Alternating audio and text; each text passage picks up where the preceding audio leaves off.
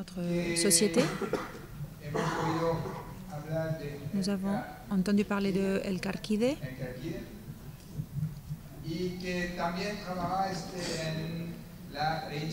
Vous travaillez sur la réinsertion sociale de personnes qui ont des difficultés. Oui. Bonjour à tous. Je m'appelle Olga de El Carquide.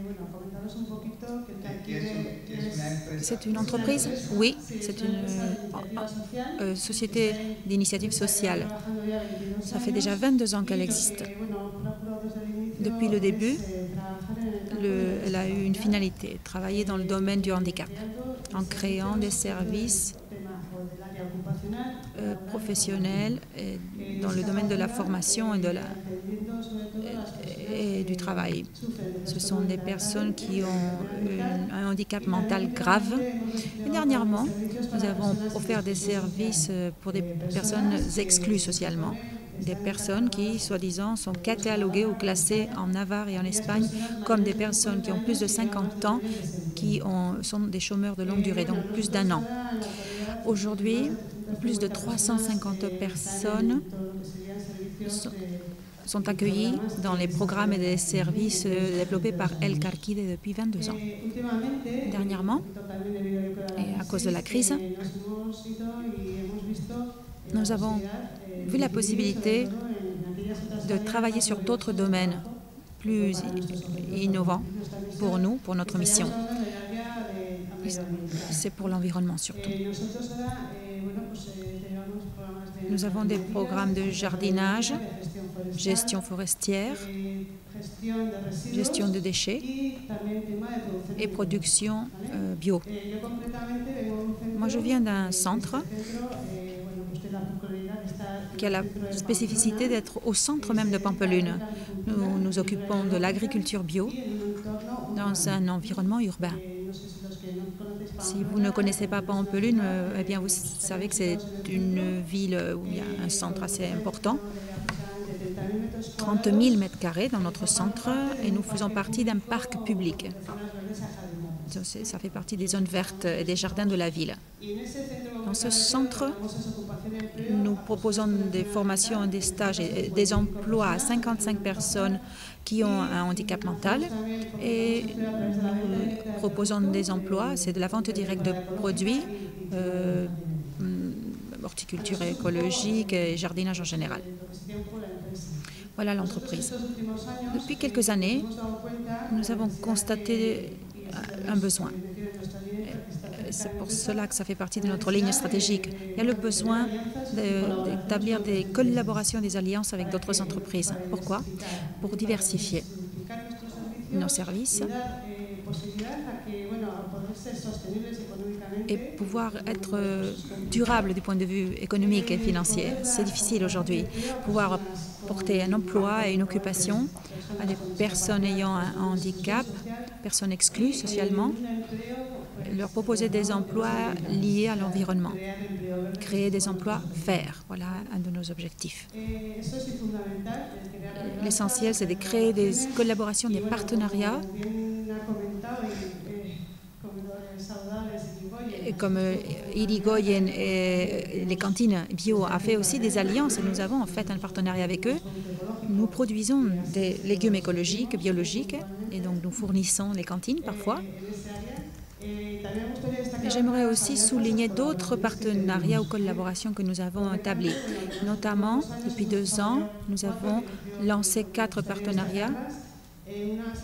La première, c'est une collaboration avec une entreprise, LGM, une société qui s'occupe de la durabilité électrique, une société qui conçoit et qui crée des véhicules électriques légers. Nous avons collaboré avec cette entreprise pour faire des montages, la vente et le service après-vente.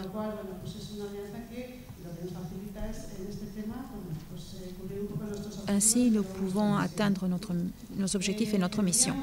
Ensuite, pour la gestion des déchets, nous avons une implantation assez importante. Nous avons des alliances avec des entreprises comme Bermicam, une entreprise qui s'occupe de faire du compost, des solutions de compost. Donc, nous nous occupons de la construction et de la conception de composteurs communautaires et domestiques.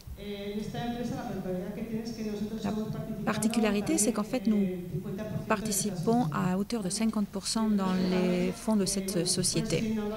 Donc, c'est innovant. Le fait que des sociétés comme la nôtre participent également dans la partie économique d'autres entreprises. Donc, une part sociale importante. Et en ce qui concerne la gestion des déchets, nous avons une collaboration avec Ecogras. C'est pour la collecte et traitement de déchets de l'huile usagée domestique. Nous avons une alliance aussi avec eux parce que avec ces deux entreprises, nous souhaitons développer notre mission et donner des emplois aux exclus et aux personnes handicapées, mais aussi on poursuit un objectif environnemental. Entre les deux entreprises, nous voudrions être capables de collecter une plus grande quantité d'huile usagée. Ceci peut avoir un impact environnemental important. Enfin, une autre collaboration avec une autre entreprise, Alpha et Omega Consulting. Cette entreprise s'occupe de fertilisants, de grands producteurs pour des grands consommateurs de fertilisants.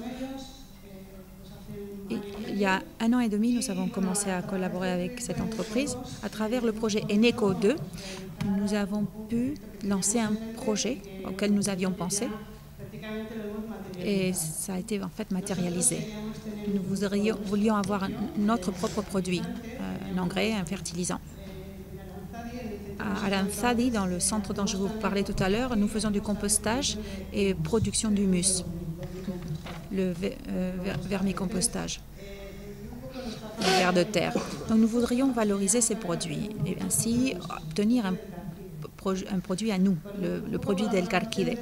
Grâce à la collaboration de cette société de consulting qui, en fait, ne pensait pas à nous, mais à de grandes distributions et à d'autres échelles, avec de grands producteurs, là, il y a eu un rapprochement. Et ça, c'est un exemple de collaboration. Là, ils ont vu une possibilité de faire des affaires et nous avons réussi à créer notre propre produit. C'est un fertilisant spécifique pour l'utilisation en agriculture bio pour produire des légumes dans les potagers urbains. Voilà notre dernière collaboration en date. Et prochainement, j'espère que cela va avancer de façon solide. Je crois que ça, c'est notre avenir, ces partenariats. C'est un pari et nous pouvons valoriser notre action et l'action d'autres entreprises qui sont là parce qu'il y a un composant social que nous pouvons apporter et qui est une valeur à mettre en exergue. Merci. Le fait qu'une collaboration peut exister en fait entre des gens qui veulent réintégrer le monde du travail et d'autres objectifs, notamment la protection de l'environnement et la production de produits de qualité. Merci.